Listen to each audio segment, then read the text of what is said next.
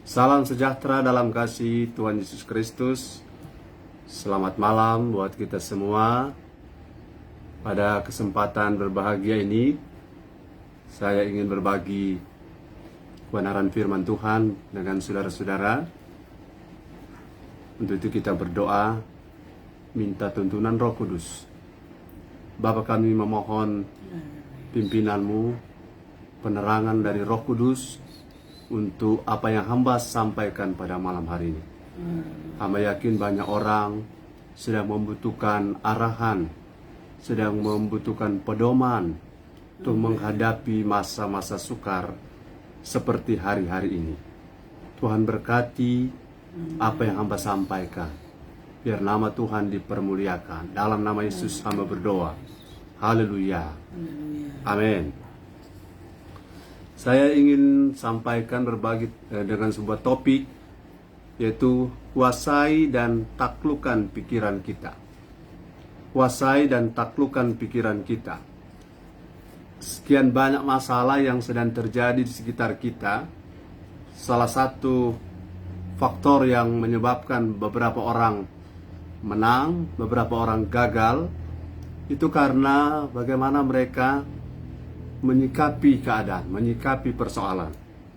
Ada yang dengan keadaan yang mereka lihat makin kuat, tapi ada yang makin lemah. Salah satu faktor yang perlu kita perhatikan adalah bagaimana pikiran itu dapat kita taklukkan dan dapat kita kuasai. Mari kita membaca dalam pembacaan firman Filipi pasal 4 ayat 6 sampai ayat 8. Filipi pasal 4 ayat 6 sampai ayat yang ke-8. Filipi 4 ayat 6 sampai ayat yang ke-8. Janganlah hendaknya kamu khawatir tentang apapun juga, tetapi nyatakanlah dalam segala hal keinginanmu kepada Allah, dalam doa dan permohonan dengan ucapan syukur. Damai sejahtera Allah yang melampaui segala akal akan memelihara hati dan pemikiranmu dalam Kristus Yesus. Jadi akhirnya, saudara-saudara, semua yang benar, semua yang mulia, semua yang adil, semua yang suci, semua yang manis, semua yang sedap didengar, semua yang disebut kebajikan dan patut dipuji, pikirkanlah semuanya itu. Dari ayat-ayat ini, saudara-saudara, kita melihat bahwa damai sejahtera kita, ketenangan kita, damainya kita, itu berhubungan dengan pikiran kita. Jadi apa yang kita pikirkan, apa yang ada di isi otak kita, itu berhubungan dengan sukacita, berhubungan dengan damai sejahtera.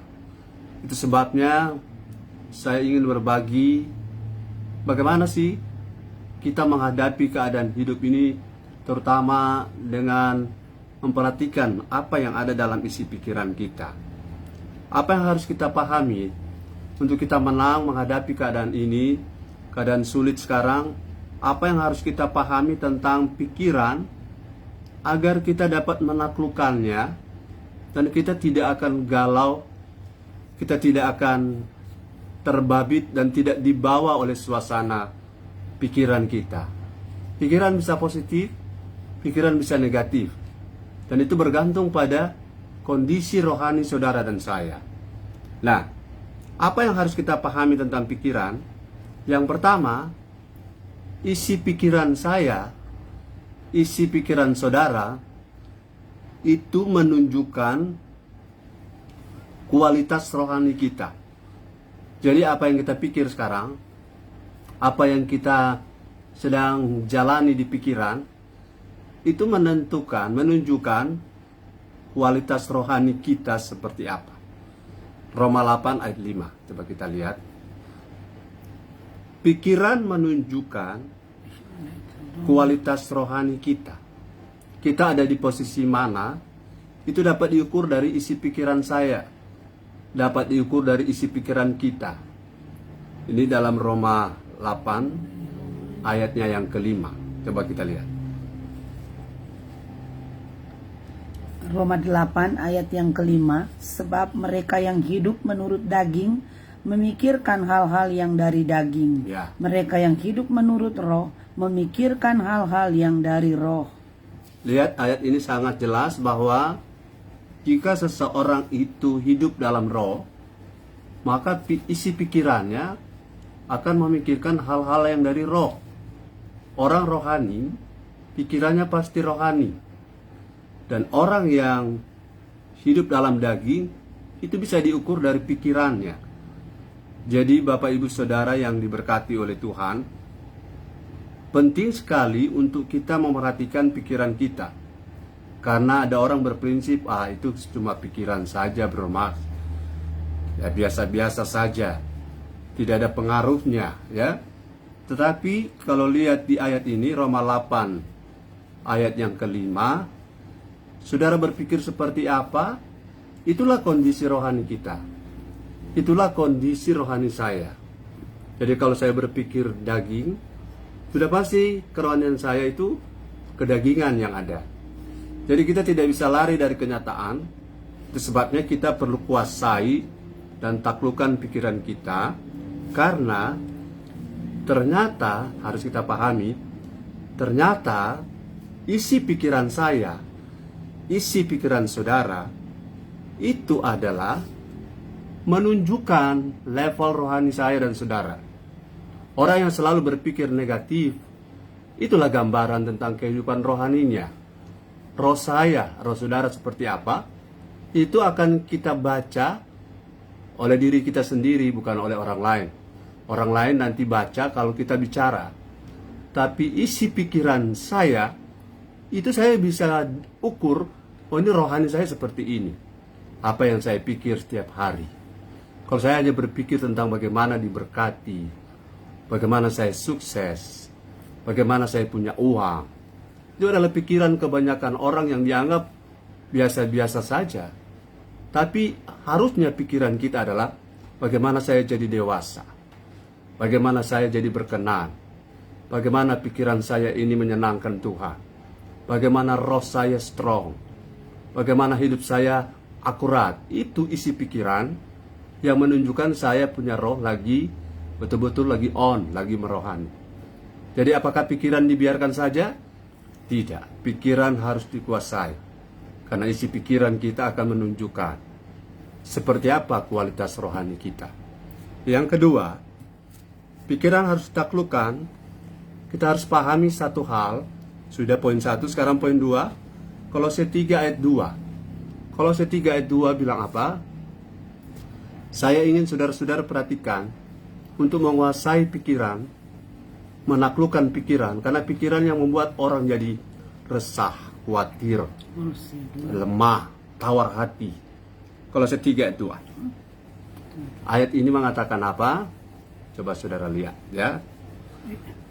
Kolose 3 ayat 2. Kolose 3 ayat yang kedua, Ya. Pikirkanlah perkara yang di atas, bukan yang di bumi. Ya. Poin yang kedua harus kita pahami dalam rangka menguasai, menaklukkan pikiran kita.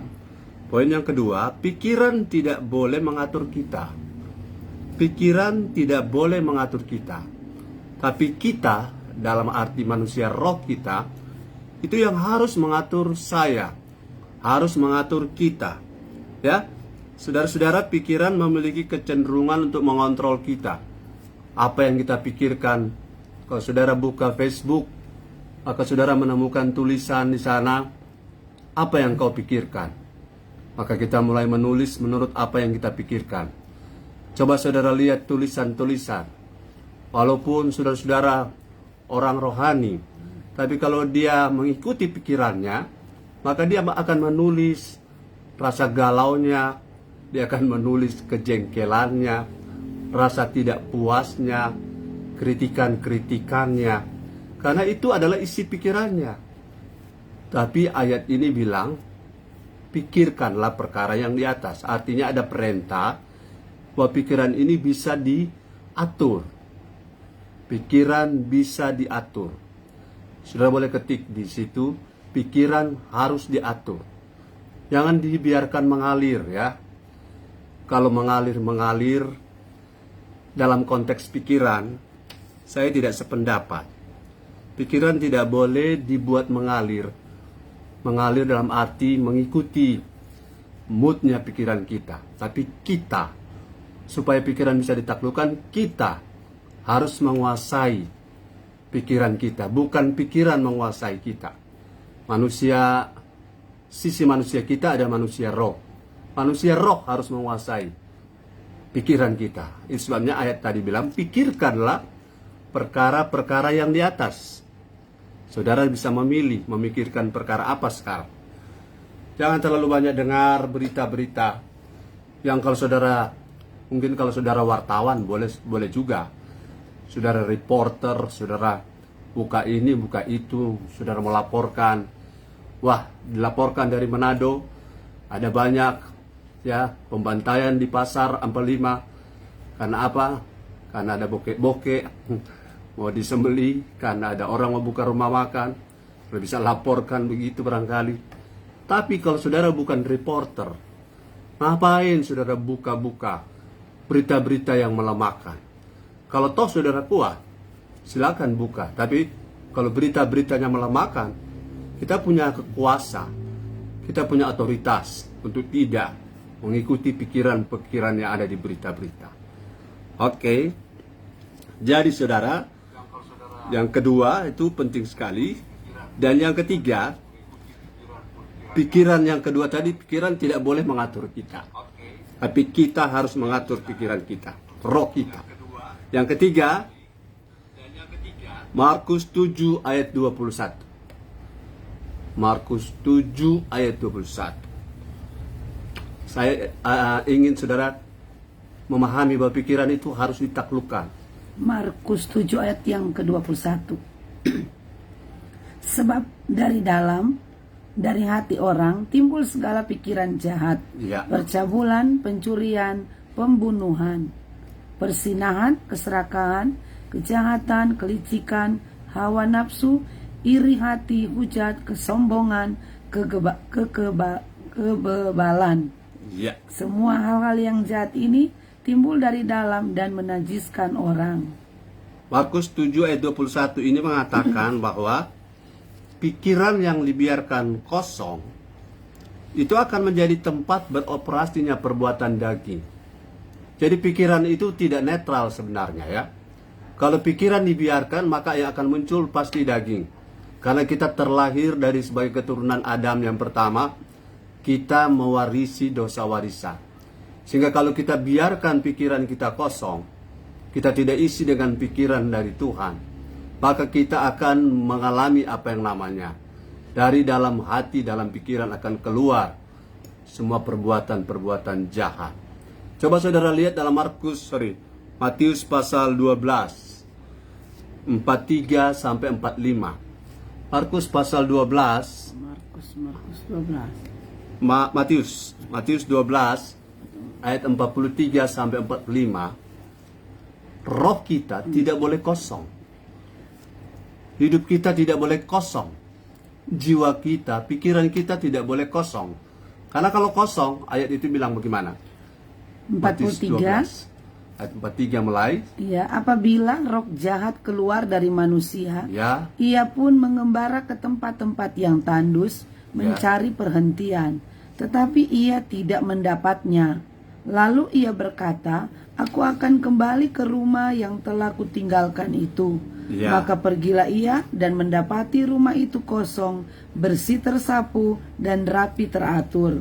Lalu ia keluar dan mengajak 7 roh yang lain, yang lebih jahat daripadanya, dan mereka masuk dan berdiam di situ.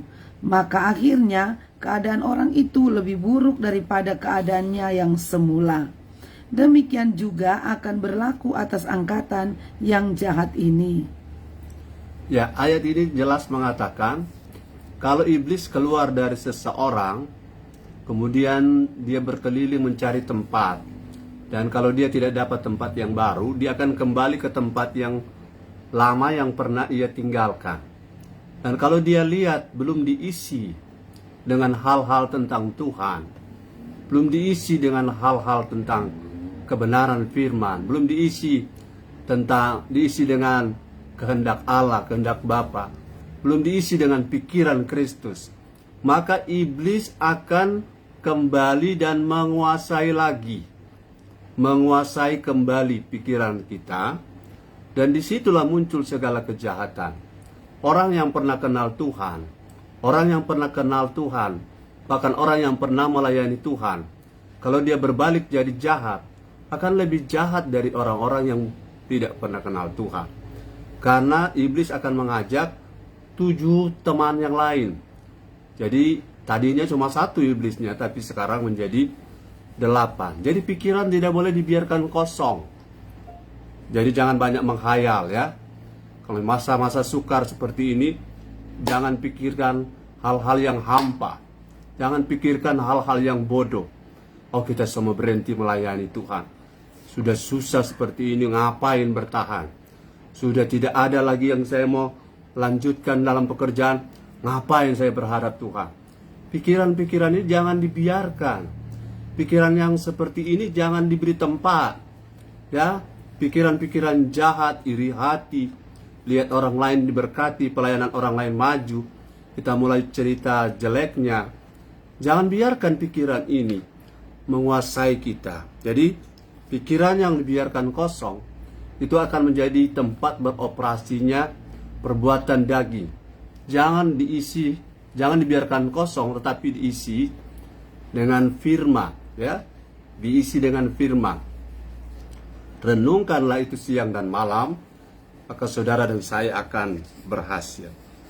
Yang keempat, dalam rangka menaklukkan, menguasai pikiran, Matius 16 ayat 23. Matius 16 ayat yang ke-23. Maka Yesus berpaling dan berkata kepada Petrus, "Enyalah iblis, engkau suatu batu sandungan bagiku, sebab engkau bukan memikirkan apa yang dipikirkan Allah, melainkan apa yang dipikirkan manusia." Perhatikan poin yang keempat ini. Jadi poin pertama, isi pikiran kita menunjukkan kualitas rohani saya dan saudara. Kedua, pikiran tidak boleh mengatur kita. Pikiran tidak boleh mengatur kita. Kita yang harus atur pikiran. Yang ketiga, pikiran jangan dibiarkan kosong. Jangan blank. Jangan banyak menghayal. Ya, jangan banyak menghayal. Merenung hal-hal negatif. Yang keempat, pikiran kita, warga kerajaan Allah, harus diisi oleh apa yang dipikirkan oleh Bapa. Petrus beberapa ayat sebelumnya, dia yang mengatakan Yesus Kristus adalah Mesias, anak Allah yang hidup. Tapi beberapa menit kemudian, dia oleh Yesus dikatakan, "Enyahlah kau iblis, sebab engkau hanya tidak memikirkan apa yang dipikirkan Allah." Saudara-saudara, pikiran kita, walaupun kita pelayan, walaupun kita hamba Tuhan, ada potensi pikiran kita tidak diisi oleh pikiran Allah, atau tidak diisi oleh pikiran yang sesuai dengan kehendak Allah. Bisa saja kita melayani tetapi supaya kita terkenal, kita melayani supaya orang puji, kita melayani supaya orang tahu saya hebat, kita punya gereja, kita kembangkan supaya orang lihat kita ternyata gembala yang berhasil. Isi pikiran kita bisa saja kelihatan baik, tetapi bisa tidak sesuai dengan apa yang menjadi isi pikiran Allah. Jadi kita kuasai pikiran kita, begitu tipis sekali ya perbedaan, batasan antara kita memikirkan apa yang kita pikirkan dengan apa yang dipikirkan Allah. Kita masih merasa kita berpikir apa yang dipikirkan Allah, tapi ternyata ya karena batasnya sangat samar, kita sudah berada di area berpikir agenda-agenda kita, tapi kita masih merasa atau berpikir bahwa kita masih sedang melakukan kehendak Bapa. Jangan salah, Bapak Ibu Saudara-saudara ya. Yang kelima, mari kita lihat Efesus 3 ayat 20. Efesus 3 ayat 20. Taklukkan pikiran kita. Kenapa? Karena Efesus 3 ayat 20 bilang begini. Ayat yang ke-20, yang dibangun di atas dasar Efesus 3 ayat 20. Ya. Efesus 3 ayat yang ke-20 bunyi firman Tuhan, bagi dialah yang dapat melakukan jauh lebih banyak daripada yang kita doakan atau pikirkan, sebab yang ternyata dari kuasa yang bekerja di dalam kita. Jadi ayat ini saudara-saudara mengatakan bahwa apa yang kita doakan dan apa yang kita pikirkan itu tidak boleh berlawanan. Berapa banyak kali kita berdoa, mulut kita bicara, mulut kita mengatakan perkataan permohonan yang luar biasa, kelihatannya kita beriman, tapi pikiran kita berbeda. Saya kasih contoh. Kita minta berkat, kita minta diurapi, kita minta dipakai Tuhan. Itu doa kita. Tapi pikiran kita masih tidak mau mengampuni, masih tidak mau dididik, tidak mau ditegur, tidak mau diarahkan. Jadi ini merupakan persoalan bahwa isi doa kita dengan isi pikiran kita bertabrakan. Padahal Tuhan mau isi pikiran kita dengan isi doa kita itu sinkron, tidak saling kontra, tidak saling kontradiktif. Jadi apabila saudara diperintahkan kuasai pikiranmu, itu karena kalau kita doa, antara doa dan pikiran kita bertabrakan, ayat ini bilang Tuhan jauh bisa melakukan jauh lebih banyak, lebih berkualitas, lebih hebat dari apa yang kita doakan dan pikirkan. Tapi kalau kita doa dan pikiran kita berbeda, contoh, kita minta berkat, tapi di pikiran kita supaya kita kelihatan hebat. Kita minta berkat supaya orang tidak pandang enteng kita. Jadi pikiran kita itu area motif bisa bertabrakan dengan pokok-pokok doa kita. Taklukkan itu. Taklukkan pikiran kita. Yang keenam, 2 Korintus 10 ayat yang kelima. 2 Korintus 10 ayat yang kelima. Tidak banyak yang saya bagikan, hanya 7. 2 Korintus 10 ayatnya ayat yang kelima bunyi firman Tuhan, ya. Sudah salah. Kami mematahkan setiap siasat orang dan merubuhkan setiap kubu yang dibangun oleh keangkuhan manusia untuk menentang pengenalan akan Allah. Kami menawan segala pikiran dan menaklukkannya kepada Kristus. Ya. 2 Korintus pasal 10 ayat 5, pikiran, perhatikan baik. Setiap kali ada pikiran yang menentang pengenalan akan Allah, setiap kali ada pikiran yang menentang pengenalan akan Allah, saya sudah capek berdoa, Tuhan tidak dengar doa saya, Tuhan lupa pada saya, Tuhan pilih-pilih kasih, mana mungkin Tuhan ada, kenapa saya menderita seperti ini, kenapa kami mengalami begini, kenapa kami kesulitan. Saudara, pikiran-pikiran ini menentang akan Allah. Dan pikiran ini harus ditaklukkan, jangan dibiarkan. Kita tawan, kita ikat dia. Halo pikiran, bicara padanya. Kau jangan berpikir seperti maumu. Karena pikiran kita itu bisa menjadi satu agen yang menentang akan Allah, yang mewakili hidup kita. Hidup kita bisa saja sudah diabdikan kepada Tuhan. Tubuh kita untuk Tuhan. Tapi jangan lupa kalau pikiran kita masih menentang pengenalan akan Allah, kita orang bilang ngenyek, apa gunanya? Ya, apa artinya kita bertahan setia pada Tuhan? Ngapain saya setia? Ngapain saya melayani? Pikiran ini menentang pengenalan akan Allah. Saya sudah setia selama ini, saya begini-begini saja. Saya sudah melayani Tuhan, kok saya belum diberkati? Saudara, saya kasih tahu satu poin yang harus kita ingat baik-baik. Kalau kita diberkati atau belum diberkati, faktor penentunya bukan Tuhan. Karena Tuhan tidak pernah ingkar janji. Selalu faktor-faktor penyebabnya adalah selalu pada pihak saya. pada pihak kita. Tuhan tidak pernah dusta, Tuhan tidak pernah konti, Tuhan tidak pernah kong kali kong. Jadi kalau kita belum diberkati, padahal sudah melayani Tuhan bertahun-tahun, pasti ada yang salah dengan kita. Jangan biarkan pikiranmu, saya sudah mau berhenti saja, tidak ada yang saya dapatkan, tidak ada yang saya hasilkan. Itu pikiran yang harus ditaklukkan, karena pikiran seperti itu adalah pikiran yang menentang. Kata menentang ini penting ya. Kalau saudara menentang Allah, siapa lagi akan menolong saudara?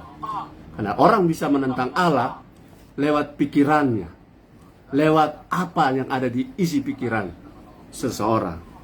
Jadi itu yang poin yang ke-6. Yang ke-7, ini yang terakhir, Efesus 4 ayat 23. Bagaimana supaya kita bisa taklukkan pikiran? Karena pikiran bisa membawa kita ke arah yang salah. Pikiran yang kosong bisa diisi oleh iblis. Pikiran yang menentang pengenalan akan Allah akan membuat kita terpuruk.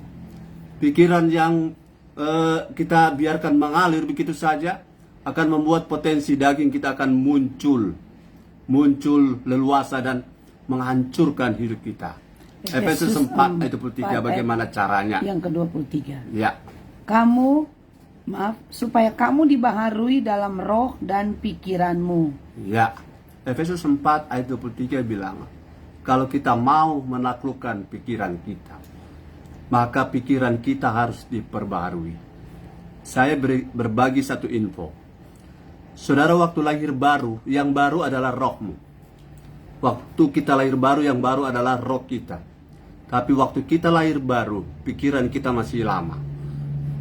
Kedagingan, definisinya adalah, kedagingan adalah pikiran yang belum ditransformasi. Jadi supaya pikiran itu dapat kita taklukkan, transformasi dia, ubah wujudnya. Dengan apa? Pakai firman dan Roh Kudus. Banyak dengar firman, terutama dengar dari orang yang saudara tahu hidupnya clean, clear, and pure. Orang yang berdedikasi, orang tua rohani saudara. Karena orang tua rohani pasti tidak akan memberi firman racun pada anak-anak. Jadi tidak ada jalan lain supaya kita bisa taklukkan pikiran. Isi pikiranmu mulai hari ini lagi sebanyak-banyaknya melalui firman. Kalau saudara rindu mendengar apa yang saya sampaikan, bisa buka di YouTube ya, di atas nama Max Esonit. Saudara makan firman, isi firman. Jangan beri pikiranmu diisi dengan berita tentang hoax yang menakutkan, yang mencemaskan. Itu bukan urusan kita, ada pemerintah yang mengurusnya. Jangan hari-hari saudara buka berapa yang mati ya, berapa yang sakit, berapa yang kolaps, berapa. Nggak usah cari tahu itu. Cari tahu kehendak Tuhan, cari tahu apa pesan Tuhan buat saudara. Isi pikiran kita sebanyak-banyaknya dengan materi dari sorga. Manusia hidup bukan oleh roti saja, tapi dari setiap firman yang keluar dari mulut Allah. Dengarkan itu. Maka saudara, air diselokan, air got yang busuk, kalau setiap hari dialiri dengan air bersih, firman itu air bersih. Setiap hari dialiri dengan air bersih, air murni. Lama-lama air diselokan menjadi air yang murni. Karena kita selalu akan diperbaharui oleh firman dan Roh Kudus yang selalu kita terima tiap hari. Tuhan Yesus memberkati. Shalom.